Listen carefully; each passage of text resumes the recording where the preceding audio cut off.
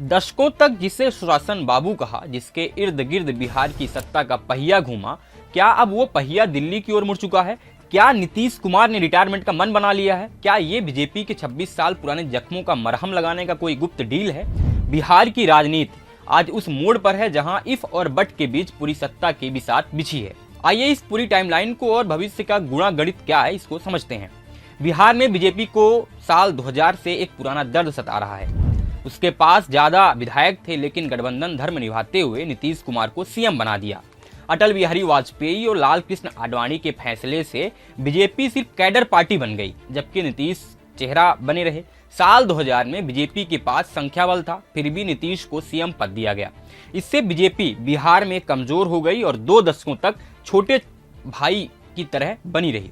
अब 26 साल बाद वही मौका आया। अमित शाह इस गलती को दोहराना नहीं चाहते। नया फार्मूला क्या हो सकता है, इसको भी थोड़ा समझते हैं। बीजेपी का सीएम प्लस जेडीयू के 2 डिप्टी सीएम, यह बीजेपी की प्राथमिकता है। वहीं जेडीयू का सीएम प्लस बीजेपी के 2 डिप्टी सीएम, यह पुराना ढर रहा है, लेकिन निशांत कुमार की लॉन्चिंग इसमें थोड़ा मुश्किल है, क्योंकि बीजेपी फ्रंट फुट पर है और कार्यकर्ता सीएम पद चाहते हैं, वरना टूटने का डर है।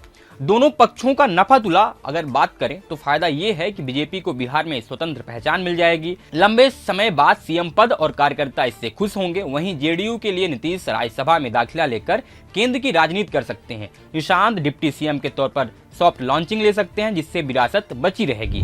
साथ ही तेजस्वी भी दावा कर रहे हैं कि 25 सीटें हैं, जेडीयू कांग्रेस से गठजोड़ संभव है और सरकार चल सकती है। लेकिन अमित शाह बिहार में डटे हैं, जिससे संभावना जो है तो इसकी कम है। कई कयास लगाए जा रहे हैं कि बीजेपी का सीएम कौन होगा। रेस में नाम है सम्राट चौधरी का, लेकिन अंतिम फैसला जो है तो इसका अमित शाह करेंगे। चर्चा तो ये भी हो रही है कि नीतीश कुमार के बाद जेडीयू का स्वतंत्र अस्तित्व शायद खत्म हो जाए। निशांत कुमार के जरिए पार्टी का वर्किंग मर्जर भाजपा में हो सकता है। बिहार के सियासी गलियारों में एक पुरानी कहावत है, नीतीश सबके हैं पर नीतीश किसी के नहीं। अगर निशांत कुमार की लॉन्चिंग सफल रही तो बिहार को एक नया युवा चेहरा मिलेगा, और अगर बीजेपी का मुख्यमंत्री कुर्सी पर बैठा तो ये भारतीय राजनीति का सबसे बड़ा यू टर्न होगा। बिहार में अब नीतीश कुमार नाम की धूल ढल रही है और केसरिया रंग चढ़ने वाला है। आप इस विषय में क्या सोचते हैं, हमें कमेंट बॉक्स में जरूर बताइएगा। हमें कुलदीप और आप देख रहे थे पब्लिक वाणी।